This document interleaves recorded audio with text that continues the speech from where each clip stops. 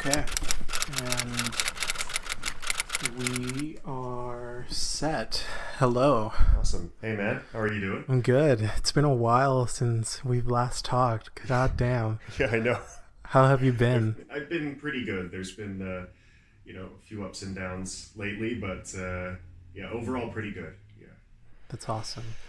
Well, here we are. Welcome to another interview at the Eclectics Review. Today, we are talking to our first writer, James Dick. It's an honor to be here.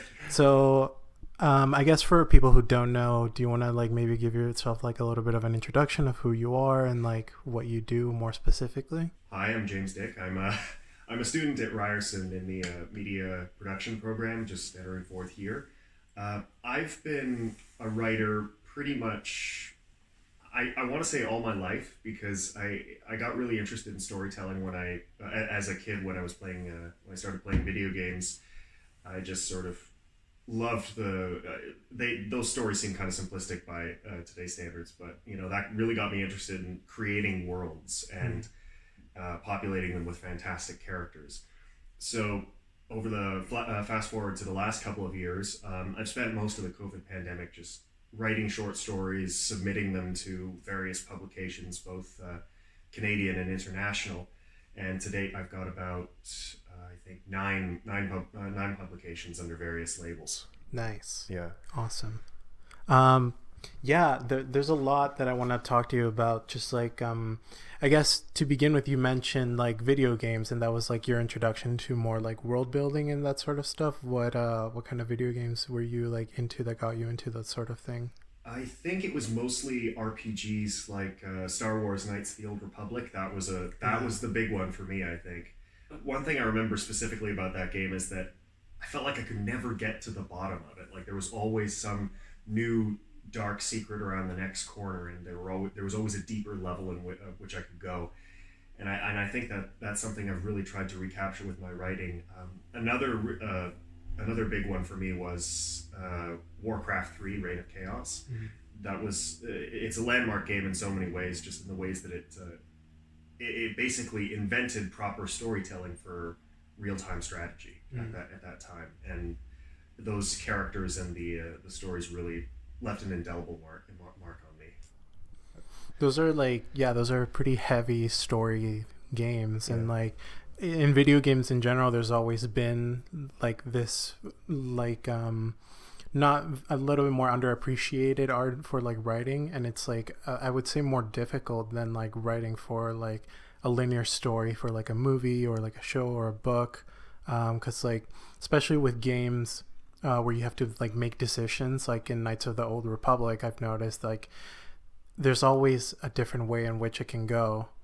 That's one of the challenges of I think specifically role-playing games is how do you create these branching pathways that the character can follow and make each one of them compelling, but have all of them sort of dovetail together finally in the last act when you take on the final boss or you complete the final challenge. It's an enormous undertaking, and I can't imagine how difficult it was in the early days for writers to come up with those storylines. Do you have any interest in writing video games yourself? There's been a lot of advancements in the last couple of years, and just in video games in general, it's always changing and becoming more dynamic with the ways that they can be written. Less so for some games, but I'm looking at you, Ubisoft. Yeah. There's and it's weird because I've always been a fan of Ubisoft games, and with the Assassin's Creed games, there's always been I love the historical aspect to it, which I know that you're also interested in. And yeah. I've seen with some of the things that you've written, there's a lot of history, and that seems to be an interest of yours as well. Yeah, it's definitely a huge interest of mine, and I plan on doing a lot more historical stories in the future. It's funny, one of my most recent publications was a short story set in Lithuania just after the Second World War, just as they're rebuilding the country. But yeah, getting to Assassin's Creed and other games with stories, I really think it's migrated to the indie sphere, where the best storytelling comes from. Mm-hmm. I've really seen that a lot. You look at a game like Outer Wilds, which is probably my favorite game now. The level of storytelling that they accomplish with that, it's all visual. It's mostly visual. They've got little bits of text everywhere, but that was all accomplished by a writer first, and then the game developers just extrapolated from that and built the world around it. Mm-hmm. So I would love to do some writing for particularly indie games now, I think. Yeah. I don't know if you've ever played like the Stanley Parable, like that guy. I want to play that game. I've heard so much about it. I just feel like you would really enjoy that game. Like the writing in that one is really good. I really enjoyed it. Mm-hmm. And he made another one called The Beginner's Guide, which is like basically it's like an art game almost. Mm-hmm. And like it basically presents this it makes the argument that like video games are of course an art form, and like it does so through like this sort of narrative that takes like a person through a game where like it's just a walking simulator, right? And like a narrative voice that like talks to you as you play through. Yeah, it's really interesting. Aside from like historical stuff and like fantasy stuff, you're also into sci-fi and horror as well. Like what kind of horror and sci-fi? Those things separate, but there's also like a way in which those things merge that has made some pretty interesting stuff. Like what kind of things are you interested in those? One thing that's really caught my attention recently is the whole new weird genre, which is pretty much the melding of sci-fi and horror together. Mm-hmm. Separately, I've actually started reading a really great publication called Ghost Orchid Press, which has also published a few of my pieces. They're focused on innovative horror with queer stories on identities that have not been represented very well in horror, and the kinds of stories that they're coming out with are just incredible. Like they're so different from anything you would see in a movie theater or in a traditional horror publication. Mm-hmm. So that's one thing I'm definitely interested in. I'm also really interested in getting some pieces of mine published with Analog and Asimov's magazine. They're probably two of the biggest sci-fi magazines in North America, and they've been around for, I think almost 60 years now. They've been on the forefront of most major revolutions in science fiction. So there are a couple of publications that I've been diving into recently. Yeah, I've tried to go back and like read through some of your stuff. I read Paper Might Revolution. Oh yeah. I really like that one. And you make reference to Asimov and like these other writers, and so like I wanted to get your opinion on Stephen King and like his writing. I want to know because you make mention of it in like a really funny way in the story as well. I have a bad feeling that people who read that story without talking to me, they'll get the opinion that I don't like Stephen King. That's not true at all. I love Stephen King. His work was really it sort of stood at the gate to my entrance to adulthood. Like mm-hmm. I started reading The Shining when I was, I think, 13, 14. That was really my first mature, challenging book that I ever read. And I owe a lot to Stephen King with Stephen King's books, because they've been there for me at some of the hardest and most interesting parts of my life. But at the same time, I think I've kind of outgrown his work a little bit. I've gotten more interested in, Clive Barker, Arthur C. Clarke, writers who consistently surprise with every story that they tell, mm-hmm. I think. And with Stephen King, you don't really get that. It's like a 50-50 coin toss between, something different and Bangor, Maine, supernatural force on the loose, roaming the highways. Yeah, it's really a 50-50 shot with him. That's kind of what I was getting at with that story. But I'm not trashing Stephen King, but I'm just kind of taking the piss out of him a little bit. That's what it seems like, and it does it in a really funny way. Okay, I'm glad that works. And another thing about that story is it's being reprinted in Improbable Press in the UK, and they've actually asked if I'd be interested in writing more stories in that universe, and I've already got a couple in the works. So can you talk about that in any way? Yeah, sure. So the idea that I have is that I would like to tell each of those stories in the Paper Might universe in a slightly different, genre or the slightly different voice. The first Papermite story is very humorous, I think. Yeah, it's very irreverent and satirical.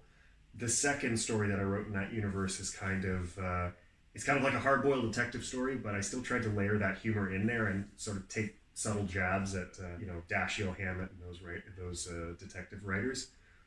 And my end point, I think, with this whole universe is that I could write a series of stories set in that universe, but then have these interludes that are like editorials from the local Papermite, magazines and newspapers. So you get comments on the changes in the world that are happening throughout the stories from the Papermites themselves, and then you get the more objective stories told from my point of view and from the character's point of view. Yeah, another thing that pops up in the story is like the way that they like talk about like encyclopedias. Yeah, is really interesting. How it's like a very like unsaturated, just like what was it? Facts, figures, and fusible nouns. Yeah, fuselage nouns. Yeah, I wasn't expecting this with that story, but as I was writing it, I was sort of realizing that, I'm making a commentary on the dissemination of knowledge throughout the world, and it's that specific thing about the encyclopedias. I was thinking at the time, what was it?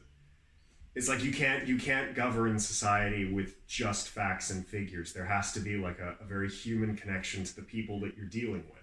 You have to deal with them as human beings, not just as numbers on a page. Right. So I think that's what I was getting at with that. But I think it's also a fairly uplifting story. Its message is like, everyone should have equal access to knowledge, whether that knowledge is good or bad. And what comes next is like the education of how to use it for the betterment of the whole society. Mm-hmm. Yeah, which is something that I definitely believe in. Who are your favorite writers? Oh, that's a good question. The first two that pop into my head are Clive Barker and Arthur C. Clarke. Clive Barker's a British writer. You might know him as the guy who directed Hellraiser. Yeah, he wrote the novel that film is based on. Mm-hmm. But he's also got this incredible body of work that just leapfrogs from fantasy to horror to pure literary style to poetry. He's also a painter. He's created innumerable works of art centered on his writing. And everything he does is just new and unique. Like, I don't know what to expect next from him. That's the whole reason why I read him. And his prose is just chef's kiss excellent. And Arthur C. Clarke I'm drawn to because, science is something I'm interested in. Clarke is not just a great storyteller, but he also teaches you about like the solar system and about the universe as you're reading, and you don't even notice that you are learning at the same time. He just educates and entertains at the same time, and that's a very rare and powerful tool as a storyteller. Yeah, that seems to be like one of like the bigger ways of like getting people interested in like more academic subjects like those and like more sciences and that sort of thing, are like those stories. Like oftentimes when you like talk to scientists and those types of people, they'll like mention some sort of like science fiction writer that like gave them a pathway to like building that interest into science and then like those types of careers. What like I find that sci-fi is like a very broad subject in and of itself as well. I guess what are your thoughts on like the types of work of like Philip K. Dick and like people like Ray Bradbury, where there's like a more, I guess, serious tone to it with like but like also mixing in things like noir and more like fictitious elements with that as well to like give more of a broader critique, I guess. Mm-hmm. This is something that I think is one of the strengths of the genre of sci-fi, is that it can sort of dip its toes into other genres effortlessly, and it's still considered sci-fi, and you still get such incredible stories out of them. You see the same thing with like mystery, because Blade Runner, it's kind of got that element of hard-boiled detective mystery to it, and it's people would call it firmly sci-fi, but they might also call it a noir film at the same time.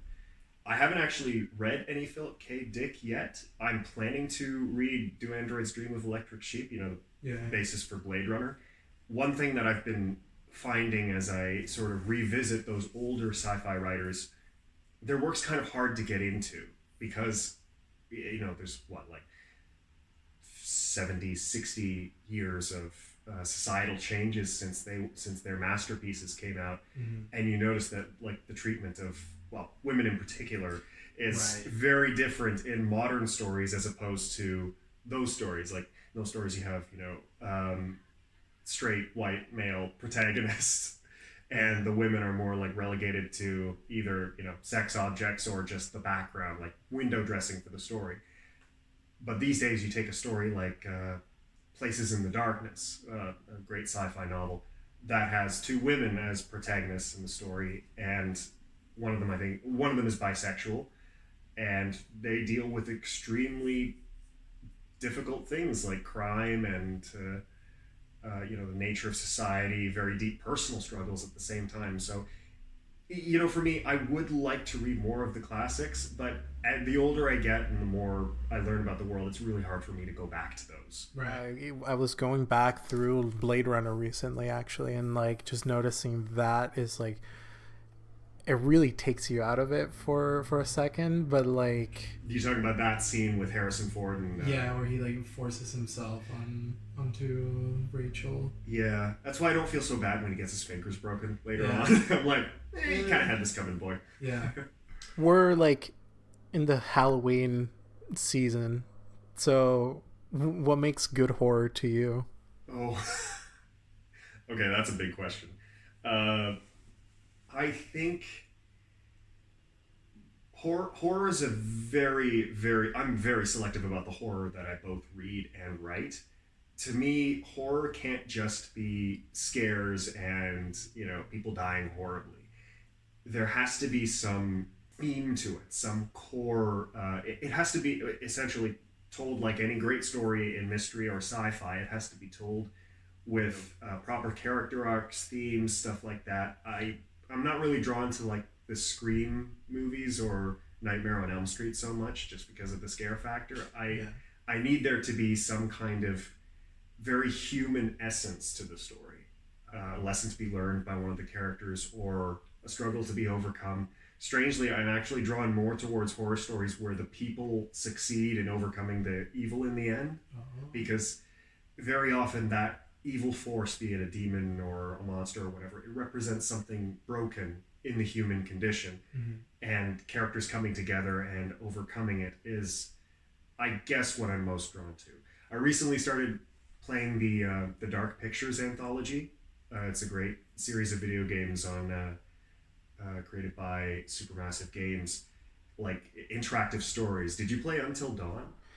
I watched playthroughs of it, but I never played it myself. Okay, well it's the same team who made Until Dawn. They're making like an anthology of story-based games. Okay, and it's like the same type of thing where it's like you just choose the actions of the characters. Yes, and everybody can die, everybody can live. Yeah, it's great, and it all depends on your choices. So the thing about each game is that there is an essential issue that you need to overcome. Like in the first game, it was, being rational as opposed to giving into your fears. In the second game, it was working together and acknowledging the things that you've done wrong as a society in order to fix them.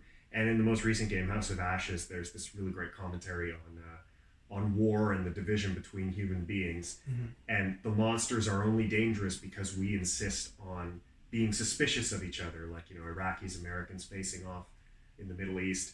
It's only when they come together and work together that they can overcome the supernatural forces that are arrayed against them. So I think that those are the kinds of horror stories that I'm most drawn to, both reading and writing.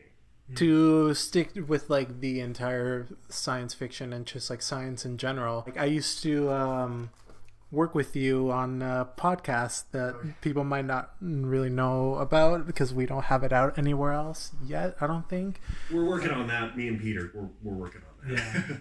Yeah.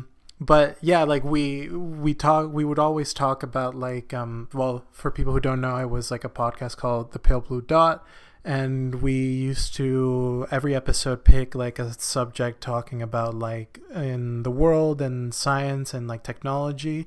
And that's one of the things that I love about like just talking with James and you is just like talking about like modern day science and like the development in the news and that sort of thing. And like also I feel like that might also have an impact on like people's work as well. So like I don't know, I wanted to talk to you about like developments in the news and like with science and that sort of thing, and if there's anything that you find particularly interesting. I know that you really like space and like our entire endeavor with like going to Mars is one thing that we've talked about before. Yeah, I think just to relate this briefly to writing sci-fi, it's very easy to be a sci-fi writer today, but it is insanely difficult to be a published sci-fi writer, because sci-fi audiences, they have all this these incredible science communicators like Neil deGrasse Tyson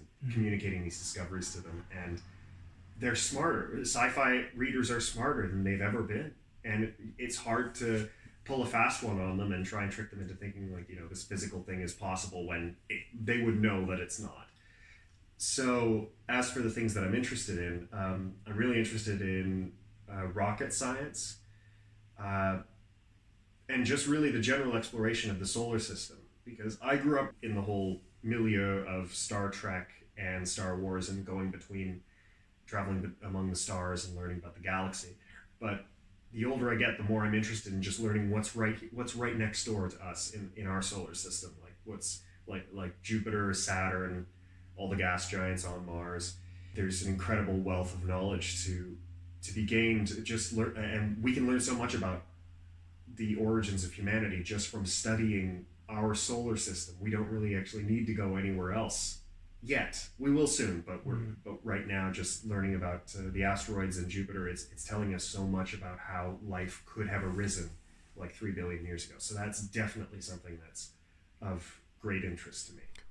What do you think about the entire thing of like companies developing like these technologies that take people into like low Earth orbit and that sort of thing within our own, like still staying within like the confines of Earth, but like I guess creating a sort of like industry around this sort of like space tourism? Do you find that this has any like important bearing on like our development? I do. Do you know have you heard of the term observer effect before? No. It's a scientific phenomenon that's been noticed with astronauts and anybody who's been into space, or at least high enough up that they can see the curvature of the Earth. It's almost like a weird flip that happens inside a person's head where they suddenly realize, oh, my perspective has expanded so far beyond Earth. It's not just about the next tree, the next house. It's not just about my neighbors or the country next door or the next continent. I'm part of something very, very small in an enormous cosmos. It's like a light bulb moment. And you only get that if you're able to travel above the atmosphere. So I think space tourism was something that was never not going to happen, really. But now that it has started to happen, and we've seen Bill Shatner get launched into space, and he came back with some incredibly profound statements about how it changed him.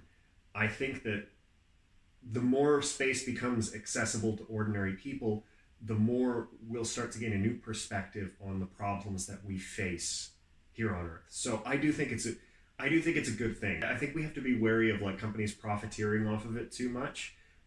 But as long as we, maintain that caution and move forward with space tourism, it's going to be a benefit for human beings in the future. Yeah, I mean, like, and the development of technology makes things cheaper as well. So, like, maybe not soon, but like in 40, 50 years, we might be able to pay like, I don't know, like $2,000 to be able to go into space for like a couple of minutes before coming back. Yeah, it gets more and more reasonable. The price tag becomes more and more reasonable as time goes on. So I am kind of, reminding people of that. It is for the super rich now, but so were telescopes back in the day. And now anybody can go to their local Walmart or I don't know what other store, but you can buy a telescope for a relatively cheap price tag, even like a ridiculously small and weak telescope, but a telescope nonetheless, right? Yeah. So we're at the pricey stage of space travel, but it's gonna drop as time goes on. It's interesting that you bring up that entire thing about like going up into space and seeing the curvature of the Earth and like coming to that realization that we're like kind of just specks of dust on that can like very easily just be blown away one day. But that also, it brings up like a philosophical nature to science as well. What are your thoughts on like this melding of like philosophy and like do you ascribe to any sort of like philosophy yourself when it comes to like your writing and your representation of that sort of stuff? With my writing, I think one philosophy that I have is don't be cynical. Like if I write something, whether it's a commentary on the nature of power or on the nature of life, I check myself to make sure that's something the character believes or something that is true regardless of whether I believe it. It's like trying to get my ego out of the way of my writing, basically. It's something that I work very hard to do.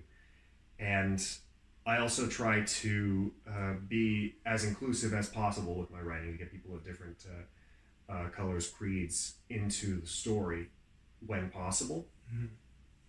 I subscribe to diversity a great deal, but it always has to be motivated within the story. Like for instance, if you're writing a historical drama about 14th century Japan, it doesn't make sense to have a whole bunch of Portuguese there or a whole bunch of white guys there because we know that's not the way it was at that time period in history. But at the same time, diversity where possible and where it makes sense in storytelling is a big one for me. So outside of just writing stories and novels and that sort of stuff, you're also a screenwriter and a director as well. And you have a short film called Clucked. Yeah, I've never seen it, but can you talk about it?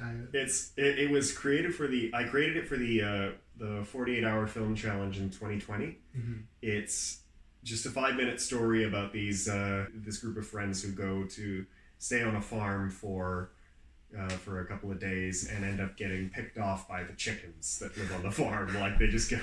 That's the whole thing. Getting clucked is like the chickens just come along and murk them when they're not looking. So, and the farmer is the kind of like he's been enslaved by the chickens and is bringing people to his farm to get clucked. So, it was a lot of fun to make. I still laugh when I see it, and everyone who's watched it has really had a good chuckle at Clucked. So I'm really proud of that. In the future, I do think I would go for something maybe more serious. But I really enjoy seeing what can be done in terms of comedy on camera at the same time. It's very simple to do, but very powerful when done well.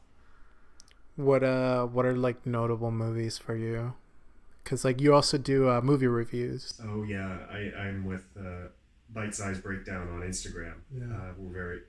We do like 100. We review films in television in 100 words or less, and we sometimes get advanced screenings for films, so we can put those reviews out before the films get a theatrical release, almost like real critics. So, yeah. What films that I really admire? Any of Stanley Kubrick's stuff, because the attention to detail that he puts into his films is astounding. I recently saw Dune a couple days ago. I want to talk about that. Oh, it's amazing. Really? Yeah, it's like I've never seen a filmmaker just basically put an entire world on camera and have all the pieces of that world make sense and you can understand how it works. Like he just uses every single shot to show you how his world is put together, and the performances are, oh my god. Stellan Skarsgård is Baron Harkonnen. He's terrifying. Like Harkonnen was kind of a goofball in the original Dune books, but now he's just like this monster. on camera. Every single second, he's great. You've read the books. I've read Dune, the original book, like the one that everybody considers to be the classic, and I read the second one, Dune Messiah. It's very easy to see why people consider Dune to be like one of the pinnacles of science fiction. It is decades ahead of its time in the kinds of things it talks about, like relationships between cultures, the way we think about other cultures as being, like beneath us or above us, or exoticizing a particular culture. It dives into all of that, and climate awareness. The book was written in 1965, and Frank Herbert was talking about climate change before anybody else. Wow. Yeah, it's unbelievable.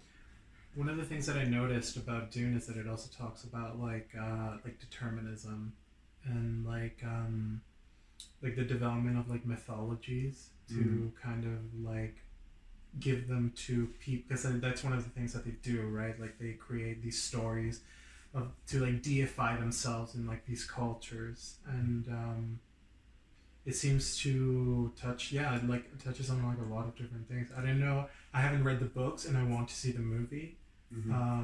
How much does the movie track really well along with like what happens in the book? I would more properly call Dune Part 1. Like they say that straight up at the beginning of the movie. Warner Brothers kind of pulled a bait and switch on us there, but I'm not happy about it. But if this is the quality of film that we're going to be getting for the next 2 installments, I'm not complaining. It's great. It's amazing. It tracks extraordinarily well with the books. Like the book is an incredibly complex story, and with a lot of information you have to absorb very quickly.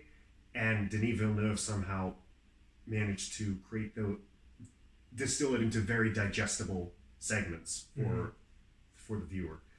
I would say, if anybody's thinking of going to see the movie, you will get so much more out of it if you've read the book first, just because the book only exists in the theater of your mind. But the minute you go see this movie and see how it's sort of exploded in scale, you'll get so much more out of it. I've heard from people who aren't big fans of like Denis Villeneuve when they were like talking about like the last Blade Runner and Dune now, is that like the writing is like a little bit more less, or a little bit more lackluster, I would say. I don't know. I really enjoyed Blade Runner 2049. You'll probably enjoy Dune then, because it's in a similar sort of vein. Yeah, that's the thing I noticed with Denis Villeneuve's work, is that he's a true artist. And when I say that, I mean he's not so much concerned with making something that is easily absorbed by like the casual moviegoer. He's not making Independence Day with his films. He's making the film the way that he believes it should be made, with the most talented people he can find, and then letting his audience make their own judgments. To me, that's what an artist should be, if they want to call themselves an artist. So I have noticed that the reviews are fairly polarizing on Dune. Yeah. All I can say is see it, judge for yourself. Hopefully, read the book first if you can, because I am promising you'll get a lot more having read the book first. Yeah. One thing that you mentioned with like writing and like just all of these things is like having your stories grounded around a conflict of like, or that there's some sort of resolution to whatever conflict it is that you're presenting. What are some of the things that you like to touch on with your writing, and like what type of issues do you like to tackle? What do you want to like present to like an audience with what you're saying? Ideally, what I would like to do, and the reason why I phrase it like this is because I don't know if I always succeed with like the ultimate thing that I present my readers with, but I like to try and challenge the way they think about the world, because human beings are basically walking encyclopedias of preconceptions and misconceptions, and myself included. I include myself wholeheartedly. So every time that I encounter another individual or another work of art or another book that changes the way I think about the world, I'm really inspired to try and get people to do the same, to sort of like challenge the narratives that they've been told for ages and ages, and maybe teach them something new at the same time. One of the things I like to talk about is, you know, how different cultures view each other, the beauty of certain cultures, that what they have to offer the world, like particularly the indigenous peoples of Canada and the United States. That's something that I definitely like to touch on. We saw in Paper Mites like the fair and equal access to knowledge and the ability for people to educate themselves and make more informed decisions. That's something else that I touch on, and I think one of the central things that keeps coming up in my stories in one form or another is greed, like the greed for more power, for more wealth, for more control over human beings. That's a struggle that I've worked with a lot in the various kinds of stories that I've drafted over the years.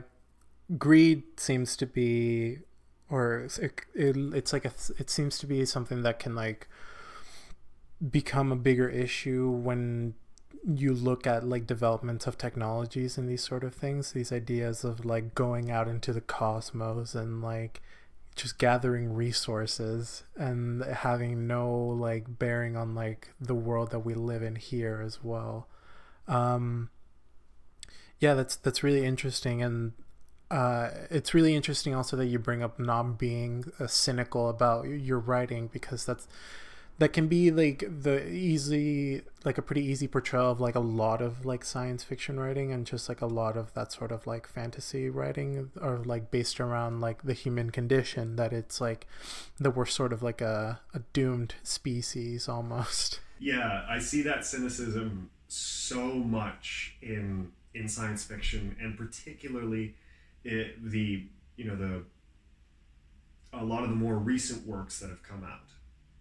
I can't remember which ones, but there's some really great examples talking about how human beings have either doomed themselves through their own self-interest, or constantly try to exploit another race. But this kind of portrayal of human beings as a monolith is very much something that I try to challenge in my own writing, because human beings are composed of, I don't know, like a few thousands of different cultures that live on this planet. One of the tendencies I've seen in recent science fiction is for humans to be portrayed extremely negatively, like the way that we've exploited the planet or exploited other species, or just tend to be very expansionist.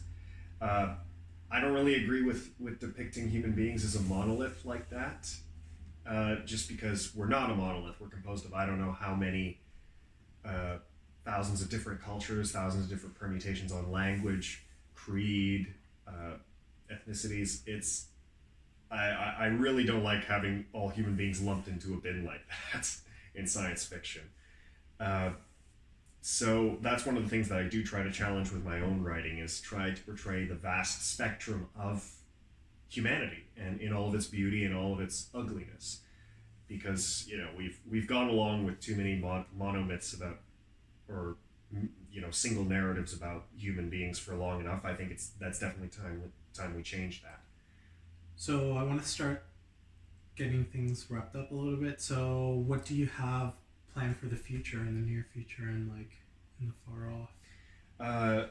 For the near future, what I'm trying to do is sort of crack the North American professional short fiction markets. Oh. Yeah, because so far I've been lucky enough to get 2 professional publications in the UK, but there's like a big 4 magazines in North America that I'd like to try getting into. There's Alfred Hitchcock's Mystery Magazine, Ellery Queen's Mystery Magazine, Analog and Asimov's Science Fiction. Those are all owned by Dell Magazines, and they're kind of like the big 4. Like if you want to get noticed, you get into those pages. So I'm constantly submitting stories to one of those markets. And beyond that, I think once I've sort of got at least one publication in those markets, I'm going to try to write an actual novel. I've written drafts of novels in the past, quite a few, but none that I'm really satisfied with. I wrote them before I had a good grasp of storytelling and how most stories work. So I think beyond the short fiction career, getting my first novel written is definitely the big one for me. Let's see, what else? My brother and I have talked a lot about potentially doing a series of short science fiction novels, and with him sort of being like my political and historical advisor for writing the stories and helping me chart the course of them, I would do about probably 10 short novels in that series.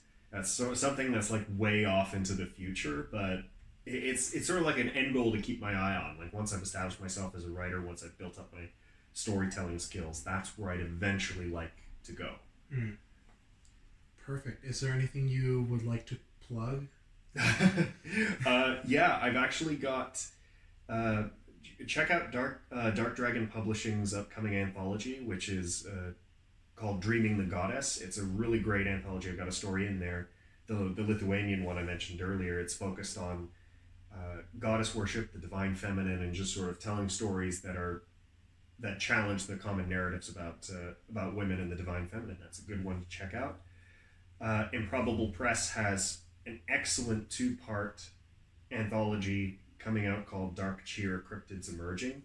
It's all about cryptids and cryptids that exist, that have been invented by writers, contributors to the anthology. I've got paper mites appearing in that one, so definitely check that one out. Volumes Blue and Silver. Blue is dropping December 13th, I think, and then Silver sometime in 2022. Perfect.